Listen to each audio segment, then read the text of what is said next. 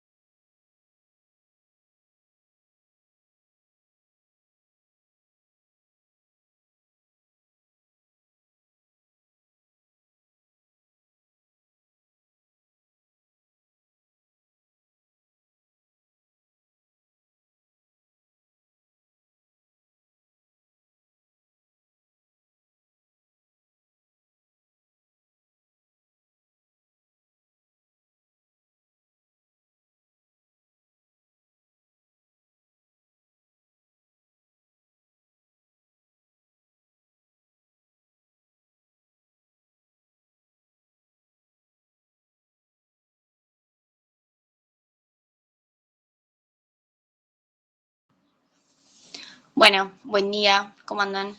Bueno, vamos a esperar unos minutitos a que se terminen de conectar y empezamos.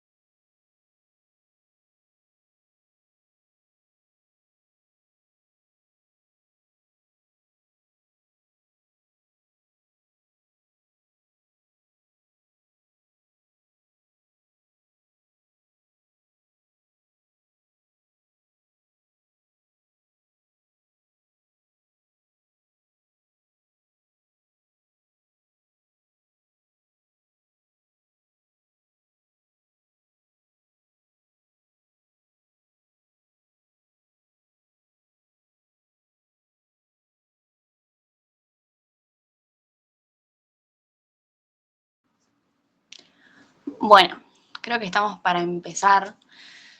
Esperen que yo acomodo el celu porque tengo la pantalla dividida porque estoy con el celu. Bien. Bueno, ¿cómo andan?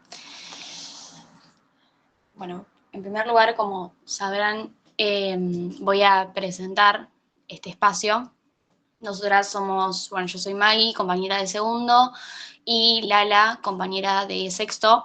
Nosotras durante todo el año hicimos estos grupos de estudio, estos espacios, para poder llevar al día las cursadas, los textos, cada 2 semanas, y para que después no se junte todo a la hora del parcial. Y esto se enmarca en un programa que tenemos desde la Jaureche, que es Avanzamos Todos, que la idea de este programa es justamente poder llevar al día y acompañar las cursadas con compañeros avanzados y mismo profesores. Para eso, para poder acompañar la cursada, tanto con grupos de estudio como también materiales que teníamos en la mesita, que son guías para el estudio. Primero tenemos antropología con con 2 compañeras avanzadas, bueno, psico 1 con Lala y conmigo, lógica para todos, que son los viernes de 9 a 12 del mediodía, con Jean, una escrita a la Cátedra de Humanidades. Bueno, y también, como habrán escuchado también, nosotros ganamos las últimas elecciones. Este es el segundo grupo de estudio que damos siendo la nueva conducción del centro de estudiantes. En primer lugar, agradecer a todos los que nos acompañaron con su voto, que nos acompañaron con su voto. Se viene una etapa muy linda en la facultad. Bueno, y también dejarles la invitación. Como sabrán, después de las elecciones se espera un mes a que el centro saliente, digamos, o sea, la franja morada, prepare todo para ceder el patrimonio del centro de estudiantes, digamos, la llave, el libro de actas, y el traspaso se va a hacer el 12 de diciembre. Así que están todos más que invitados a festejar con nosotros porque este es un logro de los estudiantes.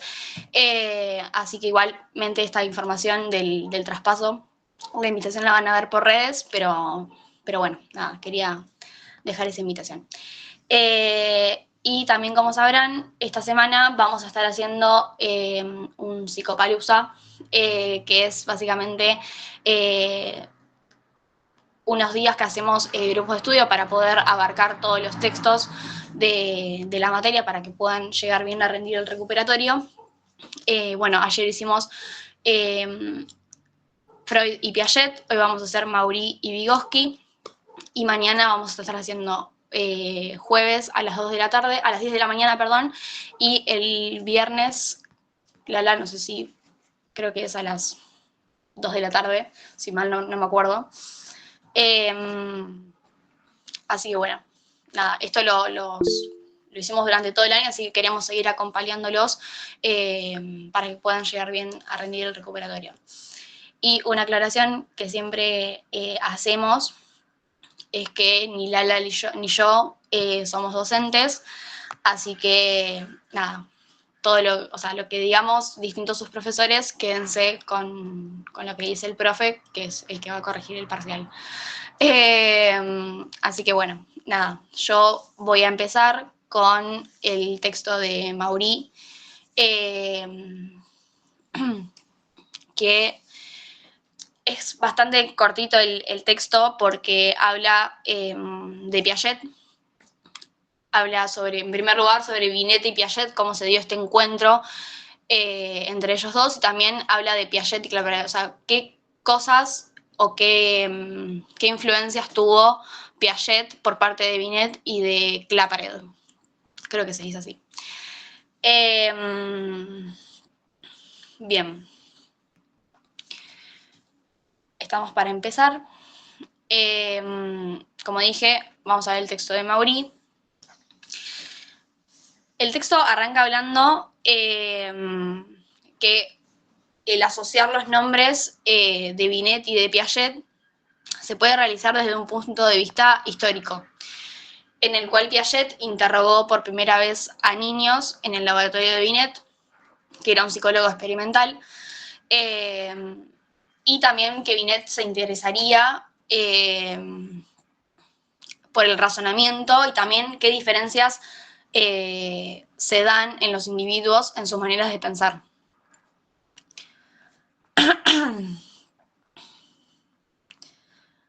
Bueno, Binet y Piaget empezaron a trabajar juntos en esto de los tests que llevaba a cabo Binet, y más tarde Piaget rendiría homenaje a Binet por descubrir la existencia de pensamientos sin imágenes.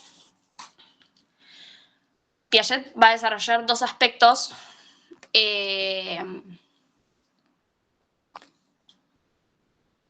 esperen porque se me tildó el celu.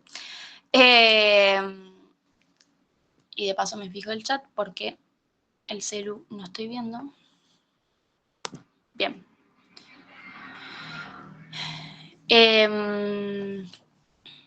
Bien, Piaget va a desarrollar dos aspectos de la concepción de Binet, un pensamiento conceptual y también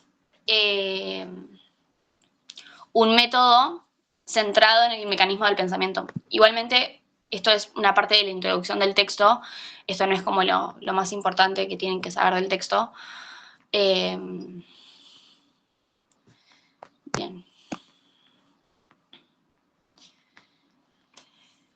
La pregunta es cómo se cruzan los caminos de estos dos psicólogos. Piaget va a llegar a París en 1919, además de haber terminado sus estudios de biología, tendría otro interés. Él quería hacer un trabajo experimental en lo que acude al laboratorio de Binet. Se encontrará con un colaborador, alguien que trabajaba con Binet, quien le propone algo de poco interés para él, para Piaget, digamos, ¿no? Que era estandarizar los tests. Piaget adaptó eso a sus gustos e ideas, interesándose más por los procesos de razonamientos presentes, ¿sí?, que hay detrás de las respuestas a la hora de interrogar a un sujeto. O sea, a Piaget le va a interesar no el resultado, como lo hacía Binet, que a él le interesaba más los resultados, sino que Piaget va a empezar a interesarse por, bueno, qué razonamientos hay, ¿sí?, detrás de las respuestas a la hora que tenemos que interrogar a un sujeto. Digamos, en el contenido de las respuestas, ¿sí?, y especialmente en el de los errores, y no por el resultado del test en sí, ¿sí?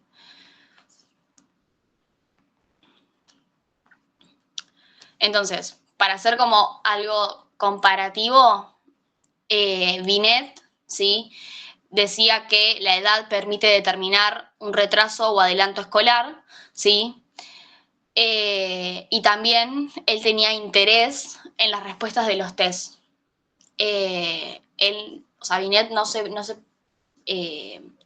interesaba en todo el proceso, digamos, que tuvo el sujeto para llegar a cierto resultado, ¿sí? Cosa que Piaget, sí,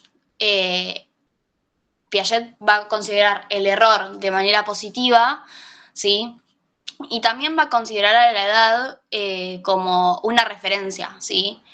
El niño, según la edad que tenga, tendrá cierta forma de pensar, pero después esto Piaget lo reemplaza por los estadios, que fue lo que vimos ayer.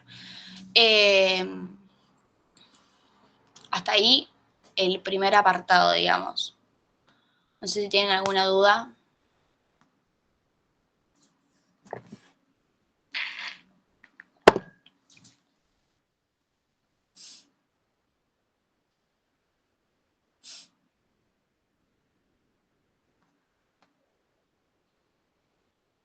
Bueno.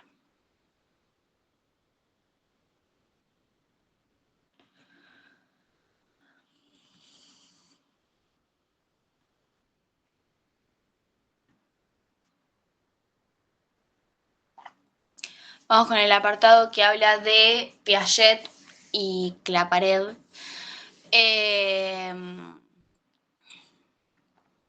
Bien, empieza hablando de que Piaget regresa a Suiza en 1921, siendo este como el año más importante en la vida de Piaget, porque Piaget había descubierto su meta, que era descubrir una especie de embriología de la inteligencia, ¿sí? Y el que brinda esta oportunidad de que Piaget descubra su meta había sido Claparède. Un poco lo puedo relacionar con lo que vimos ayer del texto de Piaget, de que cuando Piaget dice que nosotros, o sea, los sujetos, a la hora de realizar una acción por una necesidad, y que si esa necesidad es psicológica se le llama interés, y que yo había dicho que esa forma de pensar, de qué forma tenemos la acción, esas ganas, ese impulso a realizar una acción, surge de un aporte de la biología, y el que dio ese aporte es Claparède, entre otros, ¿no? Pero para que lo podamos relacionar con el texto de ayer.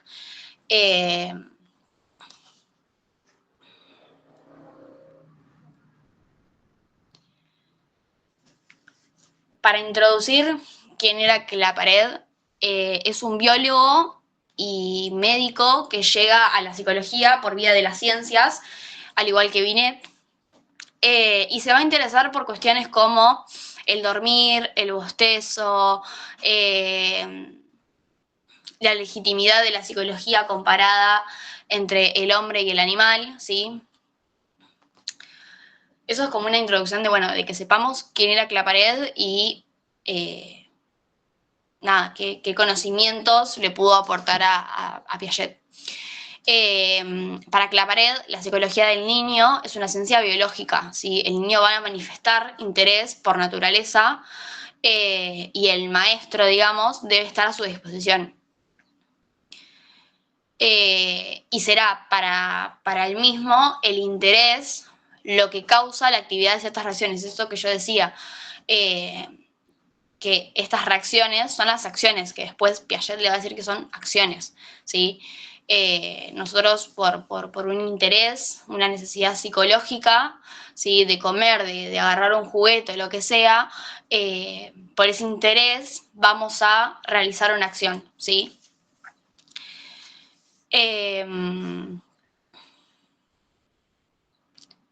Y define a esta necesidad como motor, ¿sí? De toda actividad, y por lo tanto también de la vida. No sé si ven, porque yo no puedo ver el chat, no sé si me están preguntando algo o no. No, bien.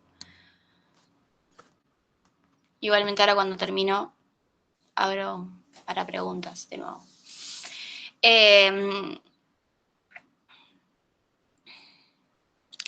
Todo comportamiento, va a decir Claparède, tiene por función la restauración, ¿sí? De la integridad del organismo. Cuando Piaget nombra esto de nosotros ante una necesidad, sea psicológica o biológica, pero si es psicológica se le llama interés, ¿sí? Él va a tomar del aporte de la biología, que ante una necesidad, ¿sí? Se va a generar un desequilibrio en el cuerpo, en el cual nosotros vamos a tener que realizar una acción para satisfacer esa necesidad. Por ejemplo, el hambre. Si yo tengo la necesidad de comer, se va a generar un desequilibrio en mi cuerpo, me voy a poner de mal humor, me va a hacer ruido de la panza, ¿sí? Y me va a impulsar, voy a tener ese motor, ¿sí? Para generar la acción de ir a buscar comida, y satisfacer esa necesidad, ¿sí? Y lo que, digamos, la ruptura de ese equilibrio del organismo, ¿sí? Se le va a llamar necesidad.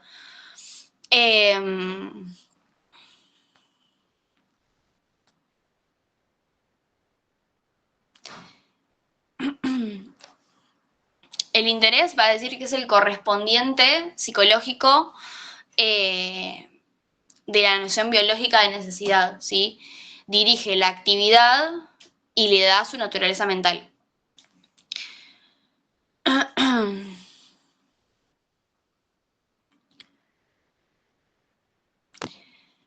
También Claparet da una definición de inteligencia que va a decir que esta inteligencia va a responder a una necesidad, ¿sí?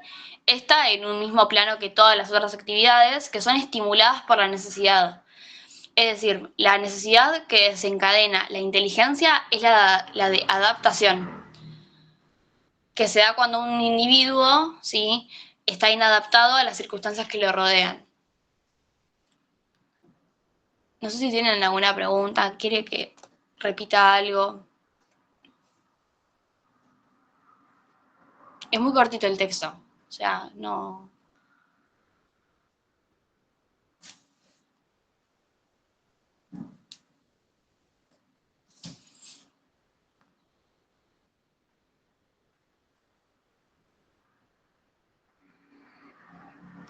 Bueno, cualquier cosa igualmente me pueden preguntar por el grupo de WhatsApp o por privado. Sí, decime, Eli.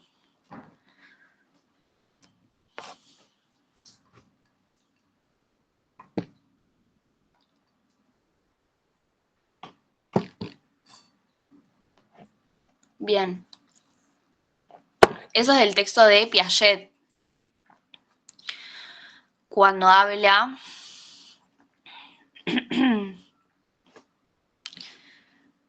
espérenme que lo busco, así lo puedo decir con palabras textuales.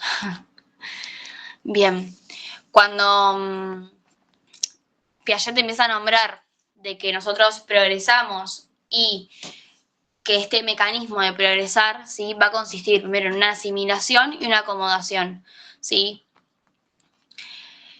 Y va a decir que la construcción del conocimiento se va a dar a partir de, por un lado, invariantes funcionales, que es lo que permanece, que es la asimilación y la acomodación. Eso nunca va a cambiar, sino que va a permanecer durante todo el desarrollo.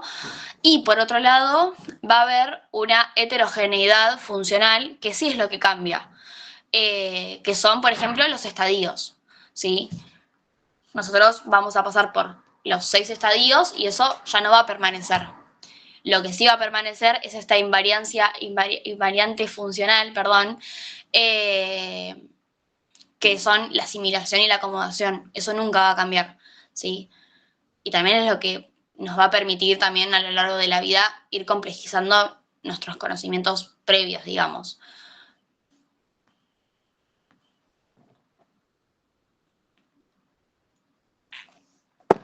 ¿Se entendió, Eli?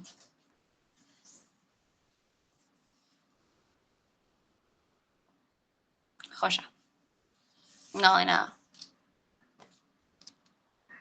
Creo que ya está. Si no tienen alguna pregunta más.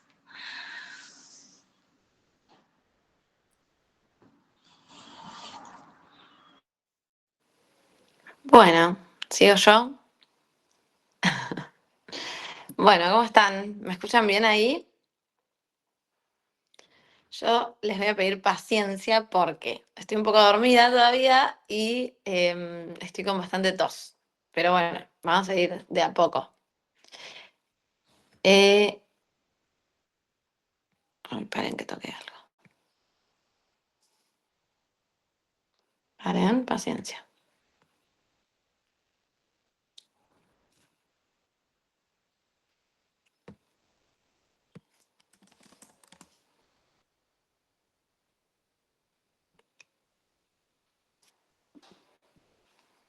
Bueno, ¿me escuchan bien?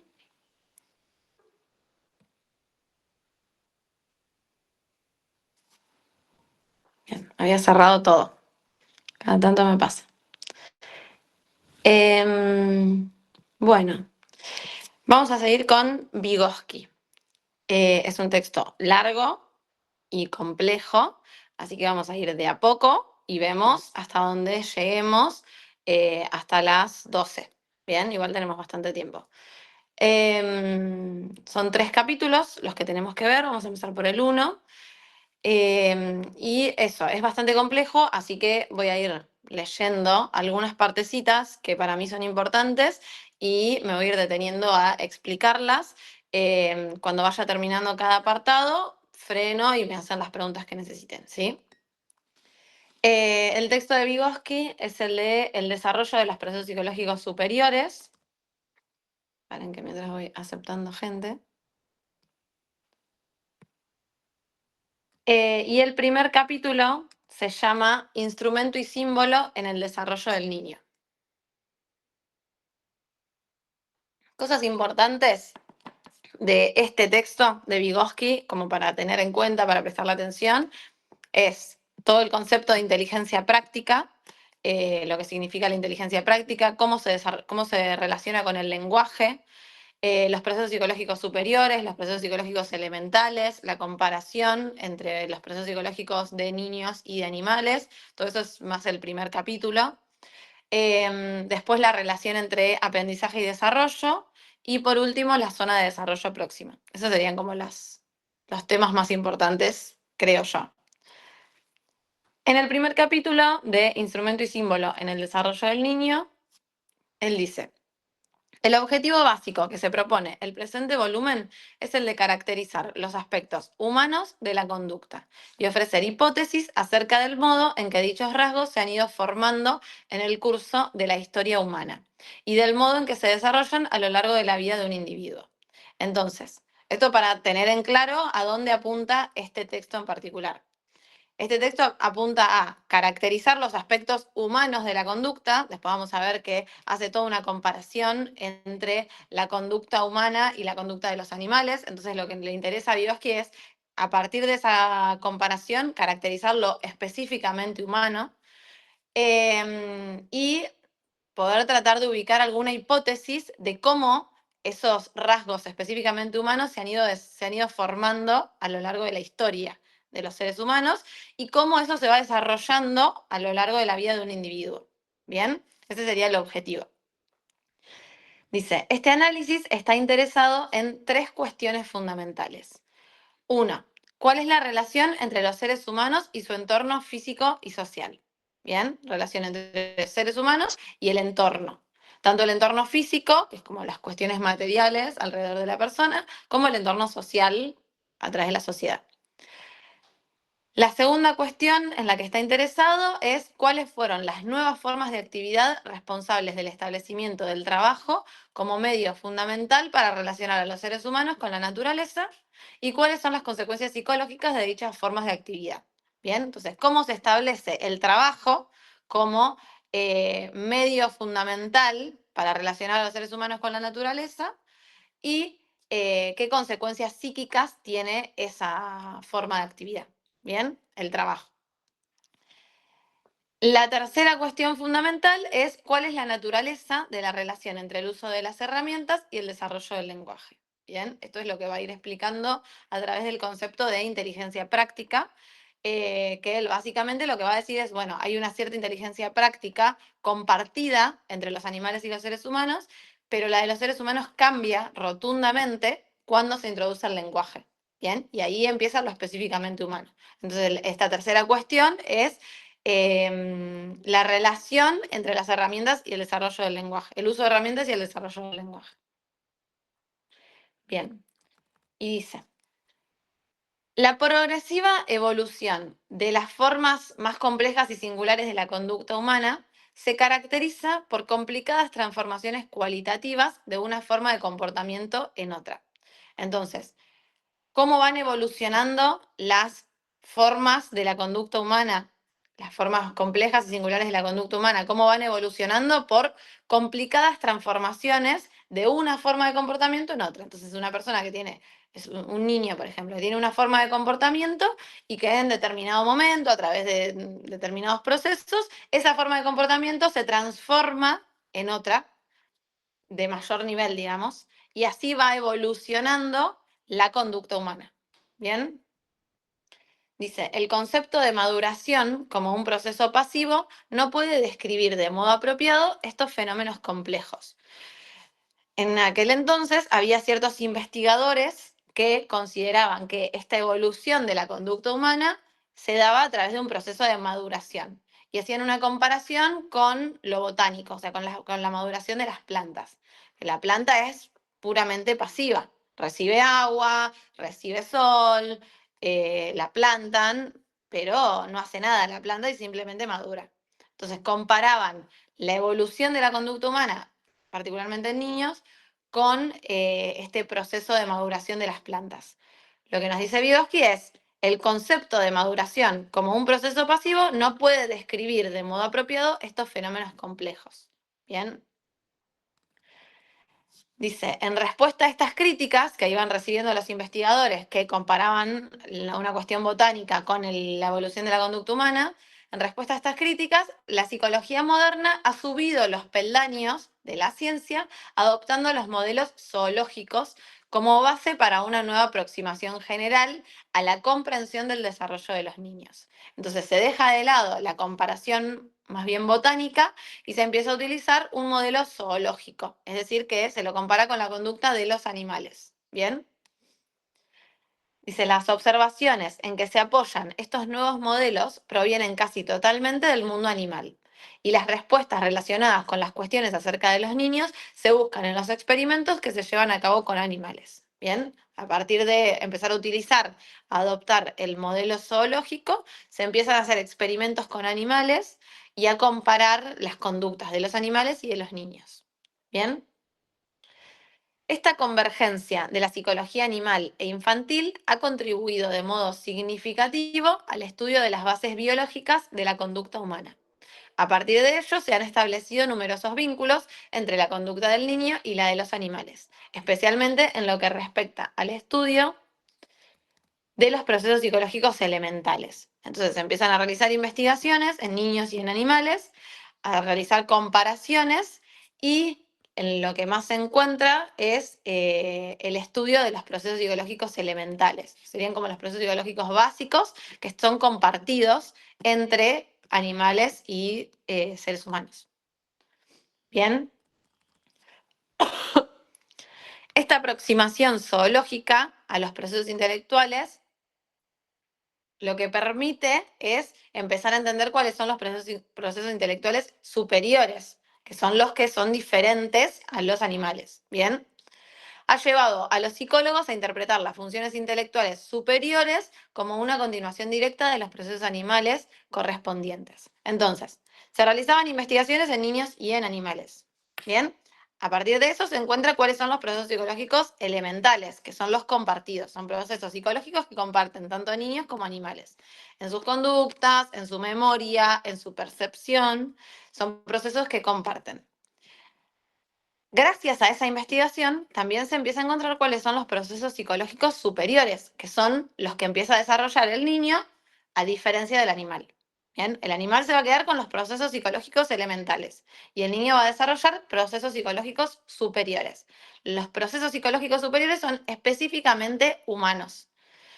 Y lo que dice es, gracias a esas investigaciones, muchos psicólogos interpretaron que las funciones intelectuales superiores son una continuación directa de los procesos animales correspondientes. Entonces, están los procesos elementales y si se sigue desarrollando esos procesos psicológicos, se generan los procesos psicológicos superiores. ¿Bien? Dice, este tipo de teorías es especialmente evidente en el análisis de la inteligencia práctica en los niños, cuyo aspecto más importante consiste en el uso de instrumentos por parte del pequeño.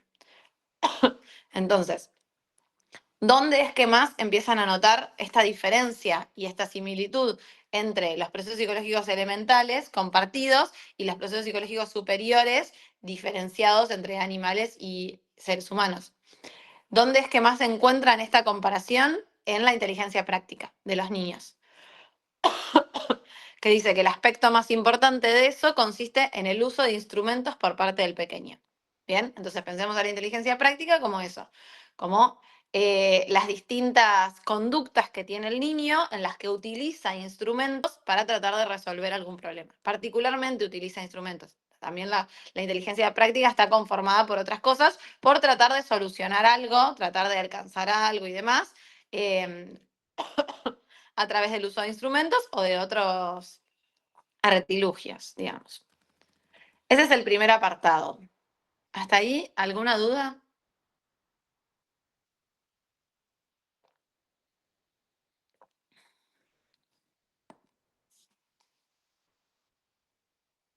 Bien. Cualquier cosa igual volvemos, si no. El siguiente apartado se llama Inteligencia práctica en niños y animales.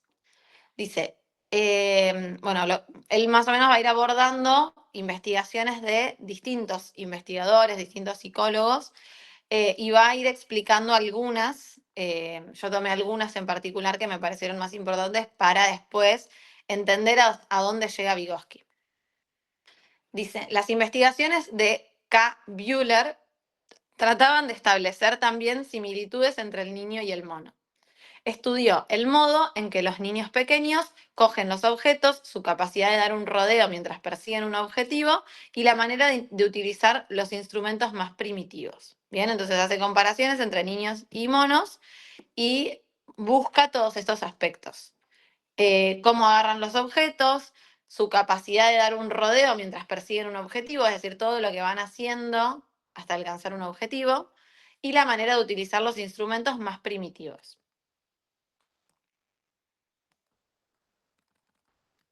Según Buehler, existe una fase de la vida del pequeño que calificó como la edad del chimpancé. Es una edad en el niño en la que se lo puede igualar en sus conductas al chimpancé.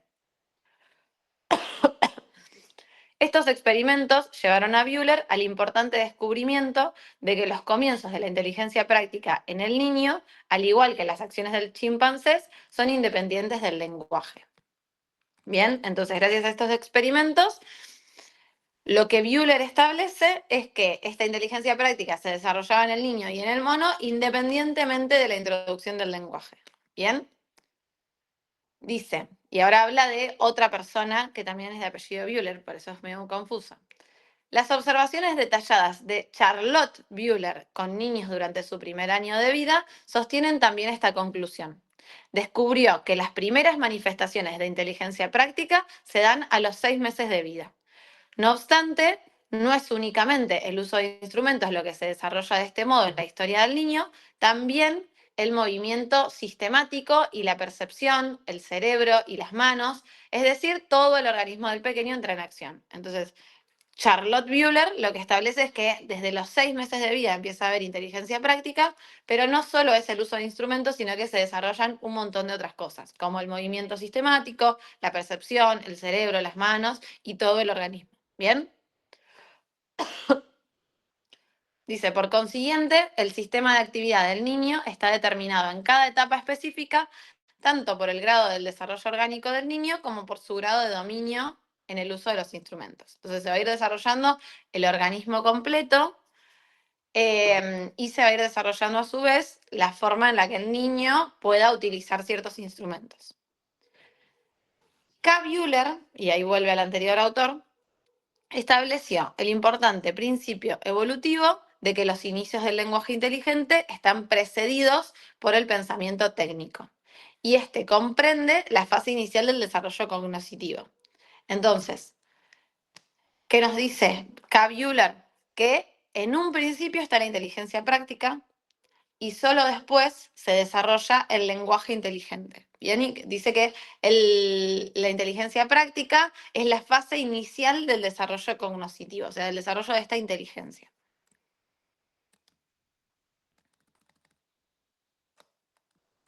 Dice, según Vygotsky, Buehler elaboró una conclusión cuestionable de que el pensamiento técnico o sencillamente el pensamiento referido a instrumentos está mucho menos íntimamente relacionado con el lenguaje y los conceptos que con otras formas de pensamiento. O sea, acá Buehler lo que establecía era que esta inteligencia práctica no estaba relacionada con el lenguaje.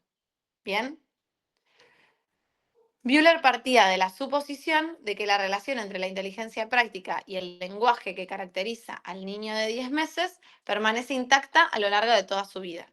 Este análisis que postula la independencia de la acción inteligente del lenguaje es contrario a nuestros propios descubrimientos que nos revelan la integración del lenguaje y el pensamiento práctico en el curso del desarrollo. Entonces, ¿qué dice Buehler? A los 10 meses de vida, habla él, la inteligencia práctica no está relacionada con el lenguaje. Son independientes la una de la otra. Pero además, dice Buehler, que esa independencia de ambos tipos de inteligencia se sostiene a lo largo de la vida. O sea que, aunque la persona siga creciendo, no se interrelacionan entre sí. Vygotsky nos dice, este análisis es contrario a nuestros propios descubrimientos, que nos revelan la integración del lenguaje y del pensamiento práctico en el curso del desarrollo. Entonces, Vygotsky no está de acuerdo con Buehler en esto que Buehler decía de que había una independencia entre la inteligencia práctica y el lenguaje. Vygotsky dice que sus investigaciones lo que le revelan es que hay una integración entre el lenguaje y el pensamiento práctico a lo largo del desarrollo. ¿Bien?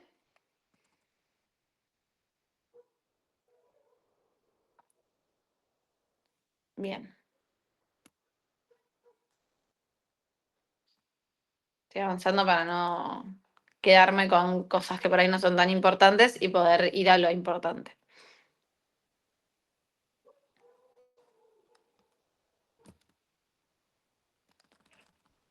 Bien, y este apartado lo cierra diciendo, nuestro interés básico es describir y determinar el desarrollo de aquellas formas de inteligencia práctica que son específicamente humanas. Bien, entonces, los distintos investigadores van a ir haciendo investigaciones en monos y en niños y comparando. Lo que a Vygotsky le interesa es hablar de las formas específicamente humanas de la inteligencia práctica. Ese es el segundo apartado. ¿Hasta ahí tienen alguna duda? Mientras piensan, les aclaro que quedan 14 minutos del Meet. Cuando termine, nos desconectamos y vamos a mandar otro link al grupo de WhatsApp, pero vamos a esperar 5 minutos para conectarnos para que se pueda seguir grabando. ¿Bien?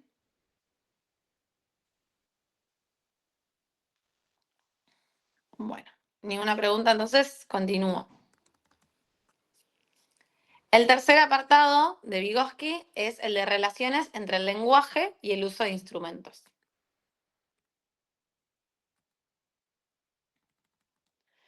Dice, en el pasado no solo se pensaba que el lenguaje y la inteligencia práctica tenían distinto origen, sino que se consideraba que su participación en operaciones comunes no poseía ninguna importancia psicológica básica. Entonces, los investigadores anteriores creían que el lenguaje y la inteligencia práctica eran dos cuestiones separadas e independientes entre sí.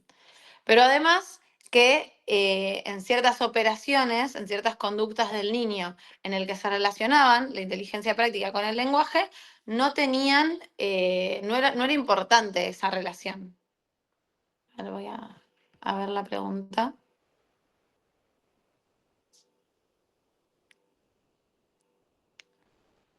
Puede ser ese, puede ser, sí. No sé si Vygotsky lo dice específicamente así, pero puede ser.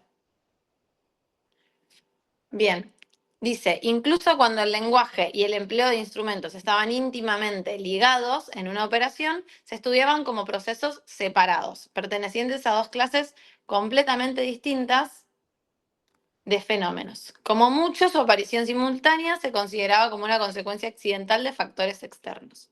Entonces, se estudiaba la inteligencia práctica por un lado, al lenguaje por el otro. Pero incluso en ciertos momentos en los que se relacionaban, por ejemplo, en un niño que estaba tratando de resolver una tarea que se le daba y mientras tanto hablaba, incluso en esos momentos en el que aparecían ambos tipos de inteligencia, se los estudiaba por separado y no se tenía en cuenta su relación. ¿Bien? Dice, la conducta adaptativa de los niños y la actividad de utilizar signos se tratan como fenómenos paralelos. Este punto de vista nos lleva al concepto de Piaget de lenguaje egocéntrico. Este no atribuía al lenguaje un papel importante en la organización de las actividades del pequeño, ni subrayaba sus funciones comunicativas. Entonces, lo que dice es, lo mismo sucedía en Piaget, lo mismo que sucedía con estos investigadores. Piaget establece el concepto de lenguaje egocéntrico como este lenguaje que el niño utiliza para sí mismo, que lo podemos escuchar, pero que está hablando consigo mismo. Pero a su vez, Piaget no lo relacionaba con la inteligencia práctica, con esa forma en la que el niño estaba tratando de resolver un problema. Dice, aunque la inteligencia práctica y el uso de los signos puedan operar independientemente la una del otro en los niños pequeños, la unidad dialéctica de estos sistemas en el ser humano adulto es la esencia de la conducta humana compleja. Nuestro análisis concede a la actividad simbólica una específica función organizadora que se introduce en el proceso del uso de instrumentos y produce nuevas formas de comportamiento. Entonces, lo que Vygotsky nos dice es, inteligencia práctica y lenguaje pueden desarrollarse por separado, pero solo en el momento en el que se interrelacionan, solo en el momento en el que se integran, se crea la conducta humana compleja. Bien, para que se genere la conducta humana compleja es necesario que se relacionen, que se integren la inteligencia práctica y el lenguaje. Según el análisis de Vygotsky, la actividad simbólica, es decir, el lenguaje, tiene una función organizadora en el proceso del uso de instrumentos y produce nuevas formas de comportamiento. ¿Bien? Entonces, vamos a tener la inteligencia práctica, pero cuando se le agregue el lenguaje o la función simbólica, va a estar organizada de una forma diferente y se van a producir nuevas formas de comportamiento. ¿Bien? Ese sería el apartado 3. ¿Alguna pregunta?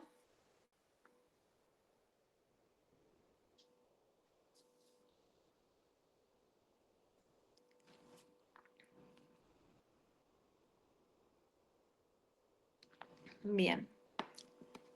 Apartado 4. Interacción social y transformación de la actividad práctica. Dice, el momento más significativo en el curso del desarrollo intelectual que da a luz a las formas más puramente humanas de la inteligencia práctica y abstracta es cuando el lenguaje y la actividad práctica, dos líneas de desarrollo antes completamente independientes, convergen. Entonces, en el curso de este desarrollo intelectual, el momento más significativo es cuando inteligencia práctica y lenguaje convergen entre sí. ¿Bien? Ese sería el momento más significativo del curso del desarrollo intelectual. Aunque durante su periodo preverbal el uso que el pequeño hace de los instrumentos sea comparable al de los monos, tan pronto como el lenguaje hace su aparición, junto con el empleo de los signos, y se incorpora a cada acción, ésta se transforma y se organiza de acuerdo con directrices totalmente nuevas. El uso específicamente humano de las herramientas se realiza, pues, de este modo, avanzando más allá del uso limitado de instrumentos entre los animales superiores. Entonces, durante cierto periodo, el niño va a ir desarrollando su inteligencia práctica sin todavía utilizar el lenguaje. ¿Bien? Va a poder subirse a un banquito para agarrar una pelota a la que no llega, va a poder tirar de una manta para alcanzar algo que está del otro lado, va a poder utilizar instrumentos.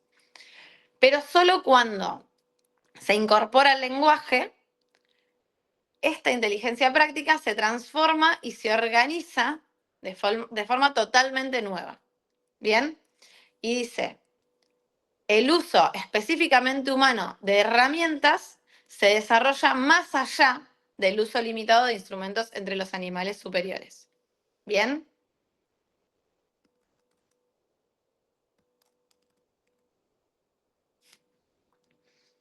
Bien, y dice, observaciones de niños en una situación experimental similar a la de los monos de Kjoller muestran que los pequeños no solo actúan tratando de alcanzar una meta, sino que también hablan. Entonces, en ciertas investigaciones lo que se empieza a descubrir es que al niño se le daba una tarea, por ejemplo, alcanzar un juguete que está en una estantería muy alta, y lo que se encuentra es que esos niños, tratando de alcanzar ese juguete, además de ir buscando distintas formas, hablan. O sea, además de actuar tratando de alcanzar esa meta, hablan mientras tanto. ¿Bien?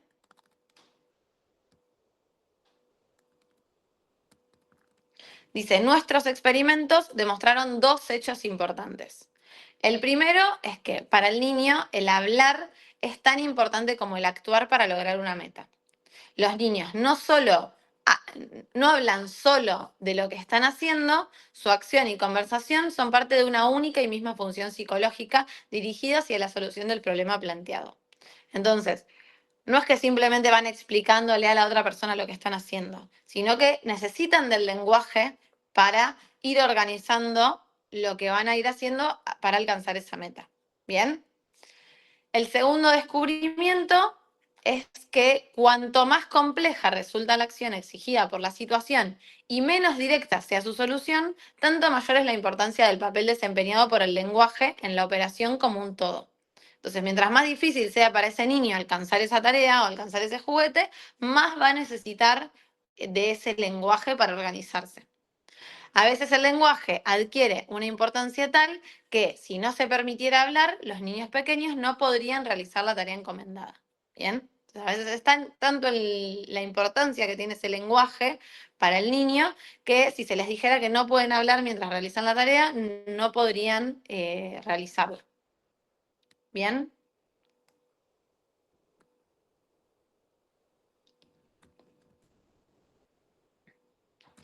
Dice, ¿qué es lo que en realidad distingue las acciones del niño que habla de las acciones de un mono cuando están resolviendo problemas prácticos? Bien, se les da la misma tarea a un niño y a un mono, ¿qué los diferencia? Lo primero que impresiona al experimentador es la libertad incomparablemente mayor de las operaciones de los niños, su mayor independencia de la estructura de la situación visual concreta. Los niños, con la ayuda del lenguaje, crean mayores posibilidades de las que los monos pueden realizar a través de la acción. Entonces, al niño se le va a dar una tarea igual a la del mono, ¿no? Se le pone el juguete ahí arriba, pero después se le pone más arriba, o se le pone en otro lugar. El niño va a ir desarrollando distintas formas de alcanzar esa tarea que se le está proponiendo. El mono es más limitado en las opciones que tiene para alcanzar un objetivo, ¿bien? El niño lo que tiene es mayor libertad en sus operaciones. En segundo lugar, las operaciones prácticas de un niño que ya puede hablar son mucho menos impulsivas y espontáneas que la del mono. Entonces el mono va a ir directamente y se va a empezar a desesperar porque no alcanza lo que necesita alcanzar y va a hacer movimientos brutos, bruscos y se va a ir enojando a medida que no pueda alcanzar el objetivo. El niño, dice, es mucho menos impulsivo y menos espontáneo. El niño lleva a cabo una serie de intentos, el mono lleva a cabo una serie de intentos incontrolados para resolver el problema planteado. En cambio, el niño, que utiliza el lenguaje, divide la actividad en dos partes consecutivas. Primero, planea cómo resolver el problema a través del lenguaje y luego lleva a cabo la solución a través de la actividad abierta. Bien, entonces el mono va a ir directamente a tratar de solucionarlo. El niño va a primero planificar, el niño que ya utiliza el lenguaje, primero planificar lo que va a hacer y luego llevar adelante esa actividad planificada. ¿Bien?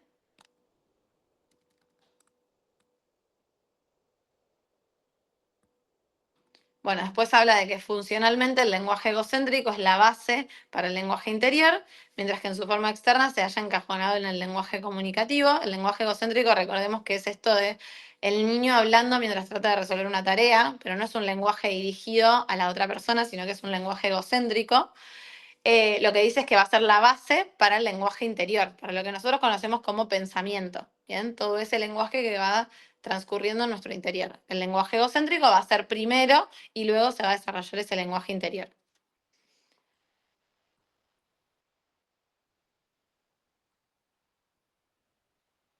Que estoy recortando para que lleguemos bien a ver todo.